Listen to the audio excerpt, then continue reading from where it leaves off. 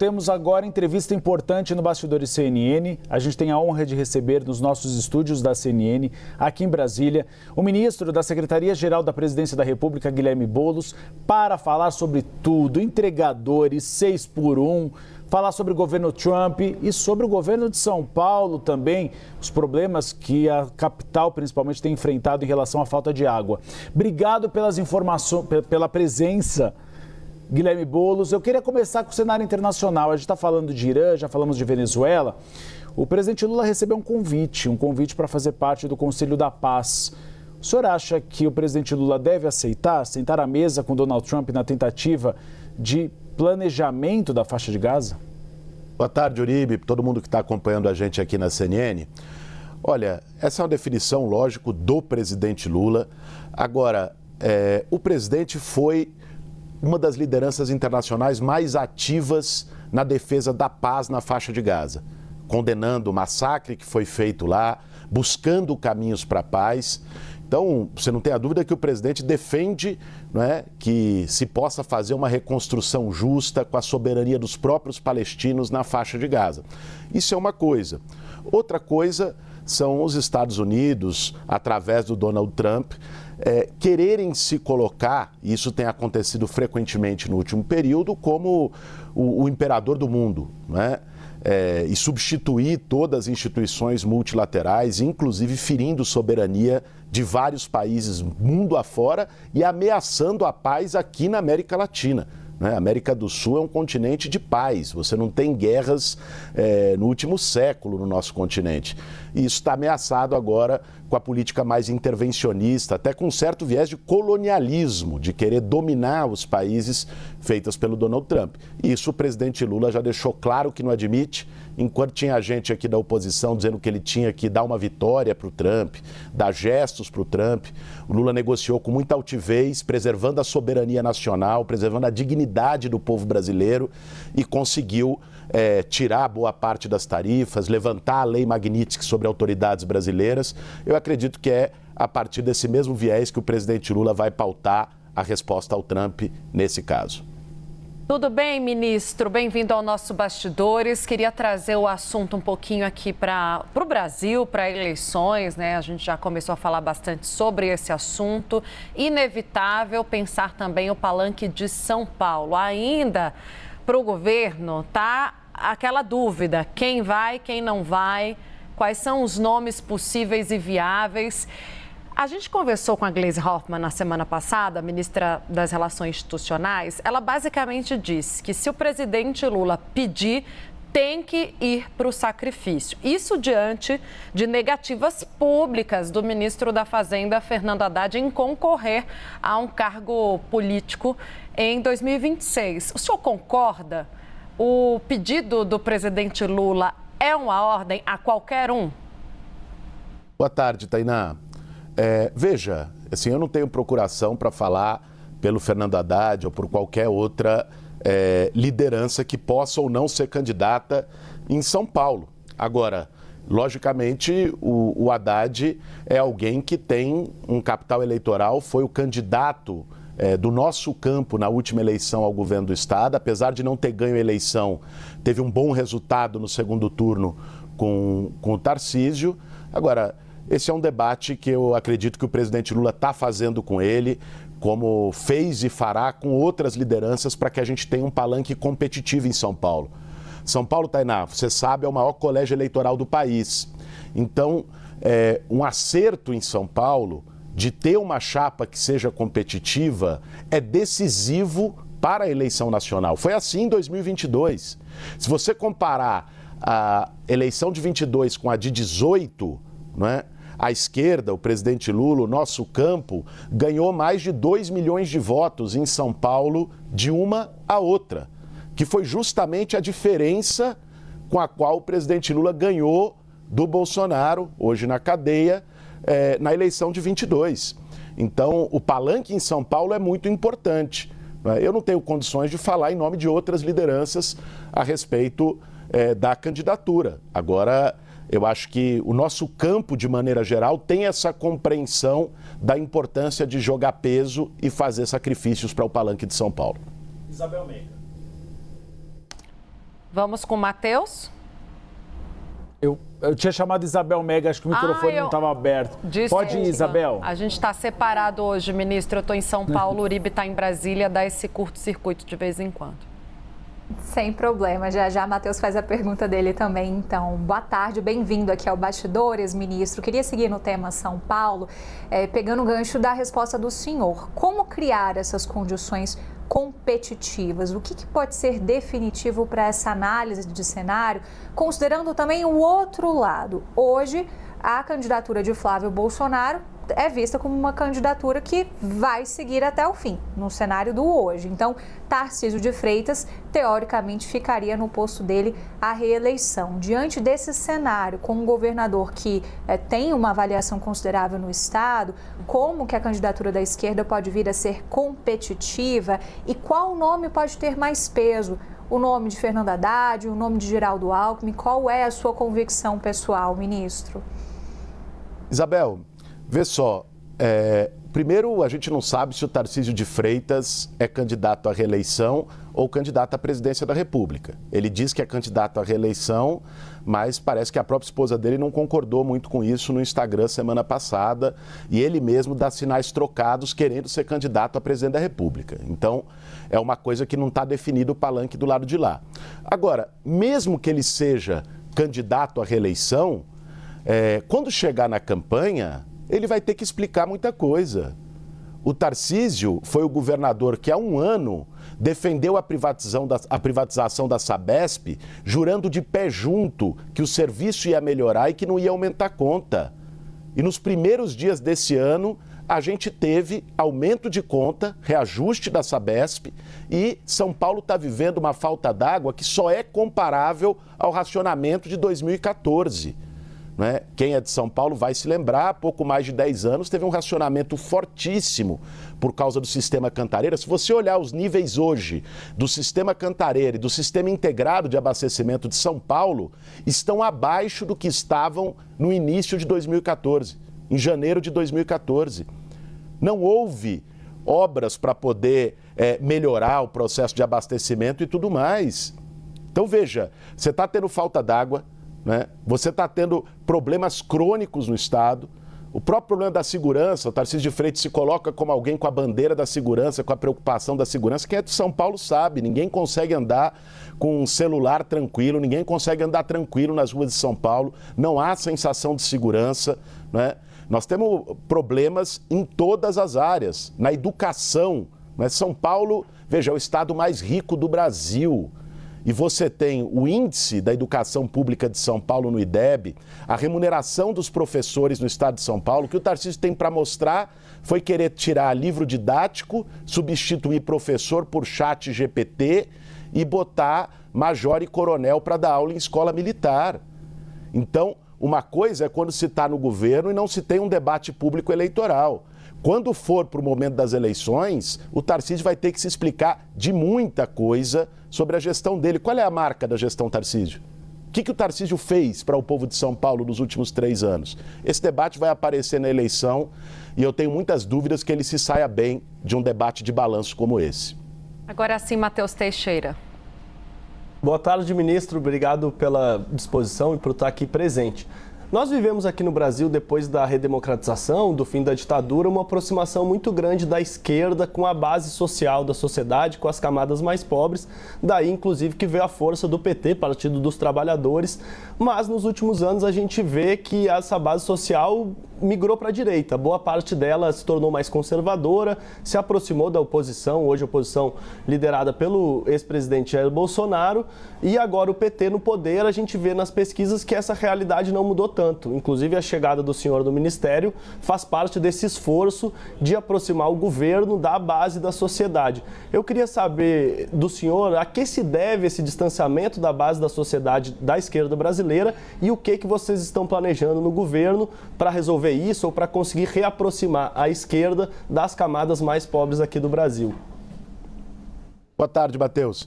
Primeiro, você tem razão que, de fato, você teve uma entrada da direita nas periferias, mas isso não quer dizer que a esquerda não tenha força. Vamos lembrar que há 3 anos o presidente Lula se elegeu principalmente pela sua votação em quem ganha menos de 2 salários mínimos, onde ele ganhou com ampla vantagem no Brasil inteiro.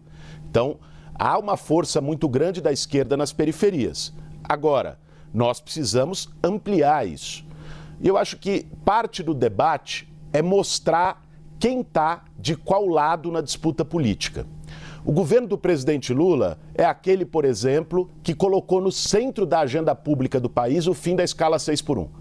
Eu sou uma das pessoas no governo que está destacado para poder fazer esse debate com a sociedade. Estive semana passada junto com o ministro Luiz Marinho, com o presidente da Câmara, Hugo Mota, para discutir tanto esse tema como o tema dos trabalhadores de aplicativo, que é um outro debate que o governo está comprando a briga para defender que esses trabalhadores tenham direitos, tenham dignidade respeitada, tenham melhores condições de trabalho, o motorista de Uber, o entregador do iFood, tudo isso. Agora, pega o tema da escala 6x1. Nós temos 30, 40 milhões de trabalhadores no Brasil, sobretudo no comércio e nos serviços, que trabalham na escala 6x1, que quer dizer a pessoa ter um único dia de descanso na semana para poder ficar com a família, lazer, estudar, se qualificar. Ou seja, uma coisa é você trabalhar para viver. Todo mundo que não seja herdeiro precisa fazer isso. Outra coisa é você viver para trabalhar. E é isso que a escala 6x1 está fazendo com boa parte dos trabalhadores brasileiros. Se você olhar, semana passada saiu uma pesquisa do aumento de mais de 400% nos afastamentos por burnout no trabalho, dos problemas de saúde mental dos trabalhadores. Isso é resultado de uma escala que não dá tempo para as pessoas viverem. Então, o presidente Lula, de maneira firme e corajosa, com lado, tomou posicionamento e nós vamos trabalhar para votar o fim da escala 6x1, sem redução de salário e com redução de jornada para 40 horas semanais como jornada máxima, hoje é 44, para votar isso ainda esse ano. Essa é uma prioridade do governo. Em pautas como essa, você dialoga com o conjunto dos trabalhadores, independente de meme e gracinha no TikTok, na rede social, que a extrema-direita possa fazer. E o povo vai poder avaliar quem votou pelos seus direitos, pelo direito do trabalhador, e quem foi contra. O mesmo vale para o tema do imposto de renda. O Lula zerou o imposto de renda para 90% da população brasileira, que ganha até R$5 mil. Lógico, uma parte importante já era isenta, mas quem não era isento passou a ser. E para compensar isso, fez com que quem ganha mais de R$1 milhão por ano pagasse 10% de lucro e dividendo, porque não pagava nada. É justo, as pessoas compreendem isso. Temas como esses, no debate público do dia a dia, ajudam e muito a aproximar a esquerda, o governo do presidente Lula, dos trabalhadores e permite com que as pessoas saibam quem está de cada lado no debate político brasileiro, que não é só briga partidária, gritaria, politicagem, existem posições, existem lados. O nosso governo, o campo da esquerda, está do lado do povo trabalhador desse país. Ministro, o senhor revelou que conversou com o Hugo Mota na semana passada. Ele deu alguma sinalização de que pode votar, de fato, a questão dos trabalhadores de aplicativos e o 6x1 ainda nesse ano? E mais, o senhor falou desse trabalho social, pelo menos uma aproximação com as camadas mais pobres. Gostaria que o senhor contasse o périplo que o senhor tem feito e deve fazer durante o ano eleitoral, conversando com parte da população para explicar um pouco as medidas do governo federal. Vamos lá, Uribe. Primeiro, a conversa com o Hugo Mota foi muito produtiva. Estávamos eu, ele e o ministro Luiz Marinho. Nós tratamos essencialmente do projeto de lei que beneficia os trabalhadores de aplicativo, mas também comentamos sobre o fim da escala 6x1 e nos dois casos há uma disposição do presidente Hugo Mota de levar adiante esses temas. É lógico que ele não define isso sozinho, ele tem que ajustar com os líderes, mas ele, como presidente da Câmara que faz a pauta, tem a disposição de discutir esses temas. No caso dos trabalhadores de aplicativo, esse é um debate que o presidente Lula pediu que eu fizesse também com a sociedade. Nós criamos um grupo de trabalho da Secretaria-Geral da Presidência da República, porque tem uma situação que é inadmissível, Uribe. Pessoal, pega o motorista de Uber. Esse motorista, o trabalho é dele, o carro é dele, se fura o pneu é ele que tem que trocar, o tanque de combustível é ele que tem que pagar, se tem um acidente o risco é dele. A Uber ou qualquer outra empresa, 99 que seja, ela entra unicamente com um aplicativo que liga o motorista para o passageiro. Ela faz a intermediação tecnológica.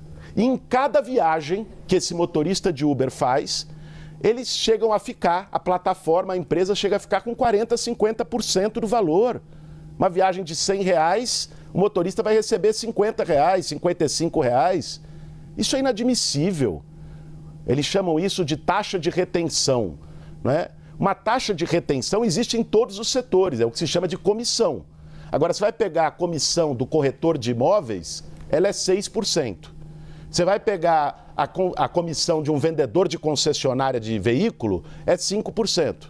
Você vai pegar a comissão de um advogado, é 10% a 20% do valor do processo, isso por lei. E a da Uber, que só administra o aplicativo, é 40%, 50%, sem assumir nenhum risco, sem ter nenhum investimento. Isso não é taxa de retenção, isso é taxa de agiotagem, de exploração. O que o projeto tenta fazer é garantir o equilíbrio dessa balança. A mesma coisa em relação aos motoqueiros. Hoje o iFood, as outras empresas, pagam por viagem para motoboy R$ 7,50. Só que eles ganham na outra ponta 25% de cada pedido que a gente faz quando pede uma comida delivery em casa, fica para o aplicativo. Se você vai pedir uma comida japonesa que custe R$ 125, na verdade o custo foi 100, 25 de cada pedido fica para o aplicativo, além de uma mensalidade que paga e ainda ganha na taxa de entrega com o entregador. Pense um entregador que faça, 10 viagens no dia, porque nem depende dele quantas viagens vai fazer, ele tem que ser chamado pelo algoritmo do aplicativo. Ele vai ganhar R$ 75. Tira o que ele vai gastar na gasolina, no desgaste da moto, ele vai sair com 50. Se quebra a moto, ele vai sair no prejuízo. Ou seja, sem ter nenhuma garantia de seguro, de previdência. Por isso que o projeto garante uma taxa mínima maior para esse entregador, garante melhores condições, ter previdência, ter transparência do algoritmo. Isso é o básico, é dignidade para os trabalhadores. A gente não pode ter a tecnologia do século XXI com a exploração trabalhista do século XIX. E é isso que está acontecendo nessas categorias e o presidente Lula pediu para eu olhar para essas pessoas. Junto com o ministro Luiz Marinho, nós estamos fazendo isso no governo. A conversa com o presidente Hugo Mota foi boa. Vamos sentar ainda antes do fim do recesso, agora na semana que vem, para buscar alinhar texto junto com o relator e tentar chegar a um acordo que vote agora, ainda nesse semestre, e garanta direito para essas pessoas que trabalham o dia inteiro, seja diante de um volante, seja em cima de uma moto. Vamos tentar girar um pouquinho os assuntos, ministro, para contemplar tudo que é importante nesse 2026. Ainda há dúvidas sobre como o governo vai se comportar, os partidos da base, o chamado do Palácio do Planalto em relação ao PL da dosimetria. O presidente Lula, como já havia anunciado no final do ano passado, vetou essa proposta que permite ali uma anistia light aos condenados pelo 8 de janeiro, incluindo o ex-presidente Jair Bolsonaro. O governo vai orientar a sua base no sentido de tentar frear a derrubada do veto, algo que já é tratado como iminente pela cúpula do Senado e da Câmara, pelos principais partidos do Centrão. O senhor acha que cabe essa contraofensiva, esse desgaste com o Congresso nesse momento? Veja só, Taína, a posição do presidente Lula sempre foi firme em relação a esse tema. Nem anistia raiz, nem anistia Nutella, light ou como quer que se chame, que é o caso da dosimetria. Na hora de propagar golpe de Estado, todos eles eram valentões. Vinham aqui na esplanada dos ministérios, na Praça dos Três Poderes, gritava, xingava, fazia arminha com a mão. Na hora de responder pelos seus crimes, ficam chorando por anistia. Até o Bolsonaro, que era o valentão maior, foi pedir desculpa para o Xandão e querer ser vice dele na audiência no Supremo. Então veja, isso é inadmissível, as pessoas têm que assumir a responsabilidade pelos seus atos. Participaram de uma trama golpista, têm que responder por ela. sem nenhum tipo de anistia, de dosimetria, o que seja. Essa é a posição do presidente e vai atuar para tentar manter o veto. Se vai manter ou não, depende dos votos no Congresso Nacional. Isso não depende apenas da vontade do presidente Lula. Agora, se me permite, Tainá, na verdade eu cometi um lapso porque o Uribe tinha me perguntado do tema do governo do Brasil na rua. Eu fiquei empolgado aqui falando dos trabalhadores de aplicativo, acabei não respondendo para o Uribe. Então, só mencionar que eu acho que é um ponto importante também. Uma das iniciativas que nós estamos tomando na Secretaria-Geral da Presidência da República é justamente aproximar as ações e os programas do governo do povo que está nas periferias, do povo que está nos interiores, do povo que mais precisa. Muita gente não sabe o que a Secretaria-Geral da Presidência faz, né? O Ministério da Educação, todo mundo sabe o que faz, da saúde, do transporte. O papel da Secretaria-Geral da Presidência é fazer com que a população não seja chamada só em ano de eleição para dizer o que pensa. É para aprofundar a democracia com participação permanente da sociedade. E foi isso que o presidente Lula me pediu para fazer como ministro, e é isso que eu estou buscando fazer. Isso é uma mão dupla. De um lado, é receber todas as categorias, o povo, os trabalhadores, os movimentos, as organizações da sociedade dentro do Palácio do Planalto.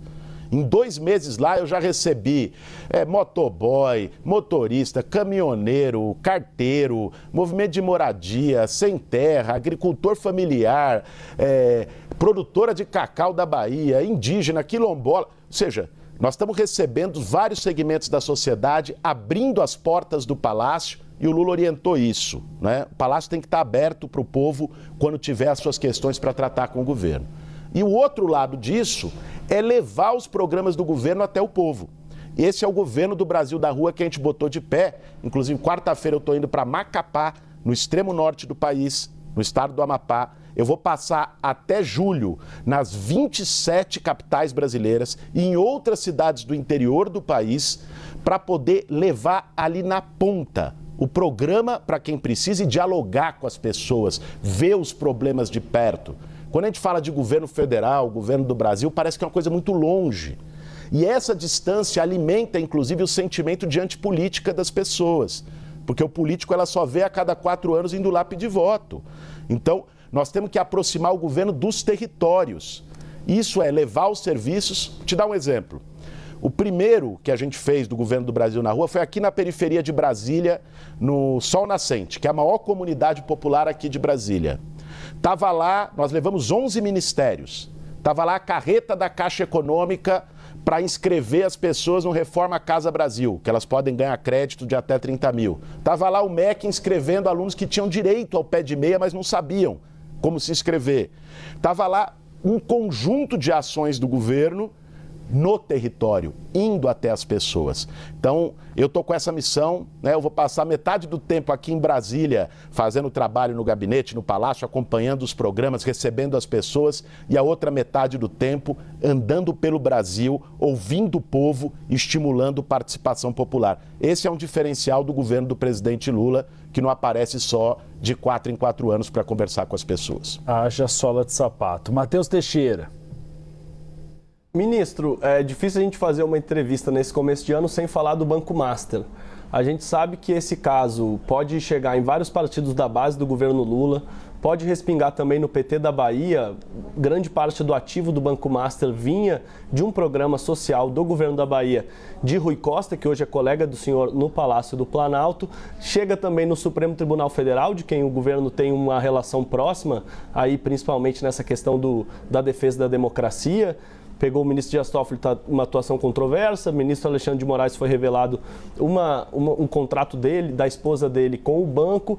E eu queria saber se o caso do Banco Master cria um constrangimento para o governo, e em especial para o PSOL, para o senhor, que, enfim, tem um histórico ainda mais crítico em relação aos banqueiros, ao sistema financeiro. Portanto, é isso. Gostaria de saber se esse caso do Banco Master atinge o governo, constrange o governo e, em especial, o PSOL, que tem esse histórico de enfrentamento com o sistema financeiro. Matheus, você citou alguns nomes que as especulações sobre investigações associam. Você esqueceu de citar outros. como, por exemplo, o governador Ibanez, o governador Cláudio Castro, o governador Tarcísio de São Paulo, figuras ligadas diretamente ao bolsonarismo, o senador Ciro Nogueira, frequentemente citado nessas investigações, né? O nosso posicionamento é muito simples e direto: que seja investigado, doa quem doer, ponto. Que haja investigação, que ela aconteça, e é o que a Polícia Federal está fazendo. É sinal, inclusive, de que nós temos uma Polícia Federal nesse país que não está aparelhada, como o Bolsonaro tentou fazer no governo dele, né? Investigando Chico e Francisco. E é como tem que ser feito.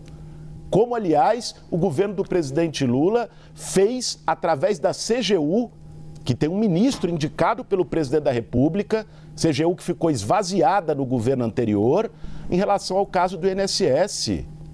E é assim que tem que ser. Não pode-se ter compromisso com erro e a investigação seja feita, sem precipitações, né? Sem antecipações de culpa, mas uma investigação com transparência e com lisura. Agora, é muito importante a gente trazer o conjunto dos nomes das pessoas que têm saído nas especulações. Muitas delas com vínculo direto e orgânico com o bolsonarismo, sem falar dos governadores de direita e extrema-direita de vários estados do Brasil. A Isabel Mega faz a próxima pergunta. Ministro, queria voltar no tema dos trabalhadores por aplicativo. Ainda tem um queijo, uma rapadura, como se diz lá em Minas Gerais, para a gente conseguir azeitar esse projeto de uma maneira que ele esteja pronto para ser votado, né? Tem alguns pontos que me parece que ainda são conflituantes. Eu queria ouvir qual é a proposta do governo. Por exemplo, como ficaria a previdência desses trabalhadores? O que o governo defende?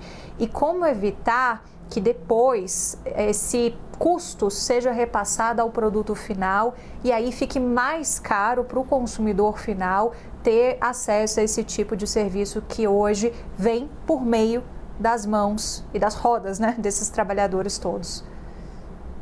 Isabel, eu acho que é importante, sua pergunta me dá uma oportunidade para trazer aqui uma situação que as empresas, inclusive, têm jogado na mídia dizendo: qualquer direito ao trabalhador, uma regulamentação que garanta direitos a esses trabalhadores vai aumentar o preço. O nome disso é terrorismo econômico. Sempre fizeram isso. Aliás, fazem isso desde o século passado. Lá nos anos 40, quando Getúlio Vargas garantiu o 13º, quando ele garantiu férias, salário mínimo, a gritaria era que isso ia gerar desemprego, que as empresas iam embora do país, que isso ia gerar inflação. Isso foi em 1940, 43. Depois disso, o Brasil viveu até 1980 os 40 anos de maior crescimento econômico da sua história.